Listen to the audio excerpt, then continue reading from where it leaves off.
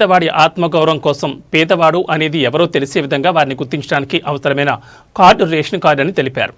ఇందిరమ్మ రాజ్యంలో అర్హులైన ప్రతి ఒక్కరికి రేషన్ కార్డు ఉండాలని కొత్త రేషన్ కార్డు కార్యక్రమానికి శ్రీకారం చుట్టామన్నారు.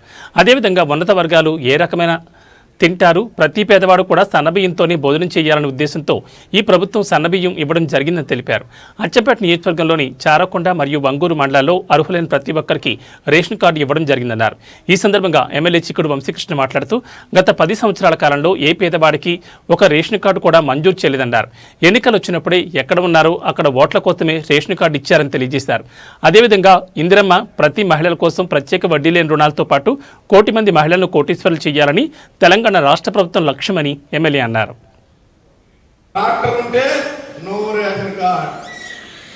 ఆయన బతుకు తెరుపుకోవడం స్విఫ్ట్ డిజైర్ చిన్న కారు అది ఉంటే నో రేషన్ కార్డు. ఇవాళ అవన్నీ ఏమి చూస్తలేవు. నాకు తెలిసి 30 ఎకరాల భూమిలో కూడా రేషన్ కార్డు ఇస్తున్నారు. ఇప్పుడు 67 లక్షల రేషన్ కార్డు అంటే గౌరవ ముఖ్యమంత్రి గారు 1,20,00,000 రేషన్ కార్డు ఇవ్వాలి. 1,20,00,000 రేషన్ కార్డు ఇవ్వడానికి గౌరవ ముఖ్యమంత్రి గారు ఇవాళ ఇవన్నీ కూడా ఈ రూల్స్ అన్ని సడలింపు చేసి 3,75,000 మంది 3,75,00,000 మందికి సన్న బియ్యం ఇవ్వాలని చెప్పి ఇప్పటికే డిసిషన్ తీసుకున్నారు. ఇప్పటికే సన్న బియ్యం కూడా వస్తున్నాయి. సన్న బియ్యం తీసుకున్న ఎంతమంది చేతులు ఇవ్వండి. సన్న బియ్యం తీసుకున్నాం బాగానే తీసుకున్నట్టు దింపండి. సంతోషమైన సన్న బియ్యం వచ్చినందుకు ఏంటి సోనా మసూరి సన్నబియ్యం ఎవరు తినేది?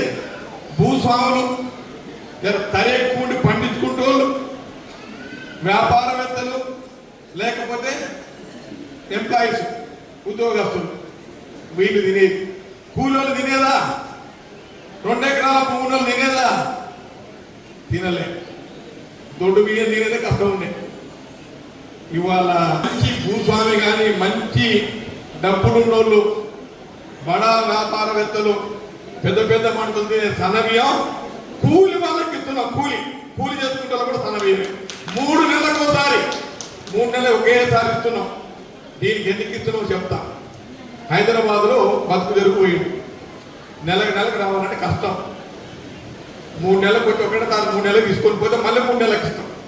ఈ రకంగా అందరికి సన్నబియ్యం ఇవ్వబోతున్నాం. ఇదే కాకుండా అక్కడక్కడ ఏంటంటే ఒక ఊర్లో ఉదాహరణకు వెలమలపల్లి ఉంది.